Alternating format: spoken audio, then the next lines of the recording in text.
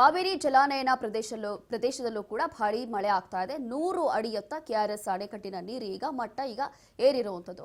ಭರ್ತಿಯತ್ತ KRS ಇದೆ. ಹಾಗಾಗಿ ಕಿಚ್ಚು ತಣಿಸಿದ ಕಾವೇರಿ ಇಷ್ಟೆಲ್ಲಾ ಸಮಸ್ಯೆಗಳಾಗ್ತಾ ಇದೆ ಅಂತ ಗಮನಿಸ್ತಾ ಇದ್ದೀವಿ. ಮಂಡ್ಯ ಜಿಲ್ಲೆ ಶ್ರೀರಂಗಪಟ್ಟಣ ತಾಲೂಕಿನ ಕೆಆರ್ಎಸ್ ಡ್ಯಾಂ ಕಳೆದ 2 ದಿನದ ಅಂತರದಲ್ಲಿ 5 ಅಡಿ ನೀರು ಏರಿಕೆಯಾಗಿದೆ. 2 ದಿನಗಳ ಹಿಂದೆ 92 ಅಡಿ ಇದ್ದಂತಹ ನೀರಿನ ಮಟ್ಟ ಈಗ ಏರಿಕೆಯಾಗಿದೆ. ಇದೀಗ 97 ಅಡಿಗೆ ಏರಿಕೆ ಆಗಿರುವಂಥದ್ದು ಡ್ಯಾಂ ನೀರಿನ ಮಟ್ಟ. ಮೊನ್ನೆ 17 ಟಿಎಂಸಿ ಇದ್ದಂತಹ ಡ್ಯಾಂ ನೀರಿನ ಸಂಗ್ರಹ ಈಗ ಏರಿಕೆಯಾಗಿದೆ. ಇದೀಗ ಈ ಡ್ಯಾಂನಲ್ಲಿ 20,477 ಟಿಎಂಸಿ ನೀರು ಸಂಗ್ರಹ ಆಗಿದೆ. ಮಳೆ ಹೀಗೆ ಏನಾದರೂ ಮುಂದುವರೆದ್ರೆ ಕೆಲವೇ ದಿನಗಳಲ್ಲಿ ಕೆಆರ್ಎಸ್ ಡ್ಯಾಂ ಕೂಡ ಭರ್ತಿಯಾಗುತ್ತೆ.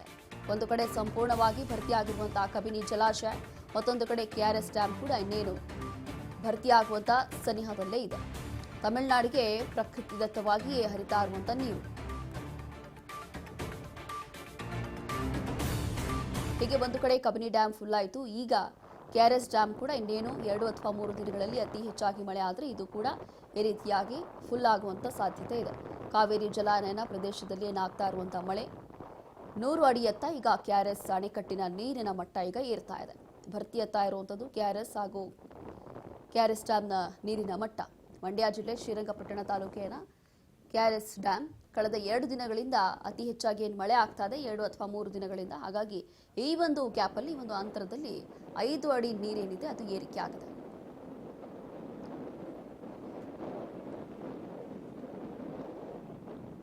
ಎಸ್ಎನ್ಒ ಪ್ರವೀಣ್ ಪ್ರತ್ಯಕ್ಷ ವರದಿಯನ್ನ ಕೊಟ್ಟಿದ್ದಾರೆ, ಬನ್ನಿ ನೋಡೋಣ. ಕಾವೇರಿ ಕಣಿವೆಯಲ್ಲಿ ಚುರುಕುಗೊಂಡ ಮುಂಗಾರು ಇದೀಗ ಕೆಆರ್ಎಸ್ ಸಾಗರ ತನ್ನ ಜೀವಕಳೆಯನ್ನ ಮರಳಿ ಪಡೆಯುವ ಒಂದು ಹೆಜ್ಜೆಯನ್ನ ಆಗ್ತಾ ಇರುವಂತದ್ದು. ಕೆಲವೇ ಬೆರಳೆಣಿಕೆ ದಿನದಲ್ಲಿ ಈಗ 97 ಅಡಿಗೆ ಕೆಆರ್ಎಸ್ನ ನೀರಿನ ಮಟ್ಟ ಏರಿಕೆ ಆಗಿರುವಂಥದ್ದು. ನಾನು ಹಿಂಗೆ ದೃಶ್ಯಾವಳಿಯಲ್ಲಿ ತೋರಿಸ್ತಾ ಇದ್ದೀನಿ. ಏನು ನಾನು ಕೆಆರ್ಎಸ್ನ ಹಿನ್ನೀರಿನ ಭಾಗದಲ್ಲಿ ಇರುವಂಥದ್ದು, ಏನು ಕೃಷ್ಣರಾಜ ಸಾಗರದಂತೆ ಕಂಗೊಳಿಸುವ ಒಂದು ರೀತಿಯಲ್ಲಿ ಈಗ ಕಾಣಿಸ್ತಾ ಇರುವಂಥದ್ದು. ಏಕೆಂತಂದರೆ ಕಾವೇರಿ ಜಲಾನಯನ ಪ್ರದೇಶದಲ್ಲಿ ಕಳೆದ 3-4 ದಿನದಿಂದ ಕೂಡ ಉತ್ತಮ ಮಳೆಯಾಗ್ತಾ ಇರುವ ಕಾರಣ ಕೆಆರ್ಎಸ್ ಅಣೆಕಟ್ಟೆಗೆ ಈಗ 22,000 ಕ್ಯೂಸೆಸ್ ನೀರು ಈಗ ಒಳಹರಿವು ಹೆಚ್ಚಾಗಿದೆ.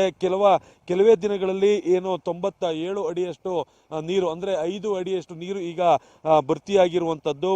ಮೊನ್ನೆ ಅಷ್ಟೇ ಏನು 17 ಟಿಎಂಸಿ ಇದ್ದಂತಹ ನೀರಿನ ಸಾಂದ್ರತೆ ಇದೀಗ ನೀರಿನ ಮಟ್ಟ ಹೆಚ್ಚಿಸಿಕೊಳ್ಳುತ್ತಾ ಈಗ 100 ಅಡಿಯತ್ತ ಏನು ಕೆಆರ್ಎಸ್ ಅಣೆಕಟ್ಟೆ ದಾಪುಗಾಲನ್ನು ಆಗ್ತಾ ಇರುವಂಥದ್ದು. ಇದೇ ರೀತಿಯಾಗಿ ಏನು ಕಾವೇರಿ ಜಲಾನಯನ ಪ್ರದೇಶದಲ್ಲಿ ಉತ್ತಮ ಮಳೆ ಆದಂಥ ಸಂದರ್ಭದಲ್ಲಿ ಇನ್ನು ಕೆಲವೇ ದಿನಗಳಲ್ಲಿ ಭರ್ತಿ ಆಗುವಂಥ ಎಲ್ಲ ಸಾಧ್ಯತೆ ಇದೆ. ಈ ಎಲ್ಲ ರೀತಿಯಾದ ಬೆಳವಣಿಗೆಯಿಂದಾಗಿ ಈಗ ಏನು ದಿನದಿಂದ ದಿನಕ್ಕೆ ಕಾವೇರಿ ಹೋರಾಟ ಕಿಚ್ಚು ಹೆಚ್ಚಾಗ್ತಿತ್ತು. ಈಗ ಅವೆಲ್ಲದಕ್ಕೂ ಕೂಡ ತಾತ್ಕಾಲಿಕವಾಗಿ ಬ್ರೇಕ್ ಬಿದ್ದಂತಾಗಿದೆ. ಜೊತೆಗೆ ತ್ರಿಶಂಕು ಸ್ಥಿತಿಯಲ್ಲಿದ್ದಂತಹ ಸರ್ಕಾರವು ಕೂಡ ಪಾರಾಗುವಂತಹ ಒಂದು ಸನ್ನಿವೇಶ ಈಗ ಸೃಷ್ಟಿಯಾಗಿರುವಂಥದ್ದು. ಈ ದಿನ ಏನು ಸರ್ವಪಕ್ಷಗಳನ್ನು ಸಭೆಯನ್ನು ಕರೆದು ನೀರು ಹಂಚಿಕೆ ವಿಚಾರವಾಗಿ ಸಭೆಯನ್ನು ಏರ್ಪಾಡು ಮಾಡಿದರು. ಈಗ ಆ ಒಂದು ಸಭೆಯಲ್ಲಿ ನೀರು ಹಂಚಿಕೆ ವಿಚಾರವಾಗಿ ಯಾವುದೇ ರೀತಿಯಾದ ಸಮಸ್ಯೆಗಳು ಕಂಡುಬರೋದಿಲ್ಲ. ಕಾರಣ ಕಬಿನಿ ಜಲಾಶಯ ಪೂರ್ಣಗೊಂಡಿರೋದ್ರಿಂದ 25,000 ಕ್ಯೂಸೆಸ್ ನೀರನ್ನ ಹೊರಹರಿವನ್ನ ಬಿಡಲಾಗಿದೆ. ಈಗ ಏನು ತಮಿಳುನಾಡು 3,500 ಕ್ಯೂಸೆಸ್ ನೀರನ್ನ ಕೇಳ್ತಿದ್ರು, ಹೆಚ್ಚುವರಿ ನೀರನ್ನ ಈಗ ಪ್ರಾಕೃತಿಕ ದತ್ತವಾಗಿ ಈಗ ಹರಿಸುವಂತಹ ಪರಿಸ್ಥಿತಿ ಈಗ ಬಂದಿರುವಂಥದ್ದು. ಹಾಗಾಗಿ ಏನು ಒಂದು ಕಡೆ ಹೋರಾಟದ ಕಿಚ್ಚು, ಮತ್ತೊಂದು ಕಡೆ ನೀರು ಹಂಚಿಕೆ, ತಮಿಳುನಾಡಿನ ಖ್ಯಾತೆ, ಮತ್ತೊಂದು ಕಡೆ ವಿಪಕ್ಷಗಳಿಗೆ ದಾಳ ಆಗ್ತಿದ್ದಂತಹ ಸರ್ಕಾರ ಈಗ ತ್ರಿಶಂಕು ಸ್ಥಿತಿಯಿಂದ ಪಾರಾಗಿದೆ ಅಂತಲೇ ಹೇಳ್ಬೋದು.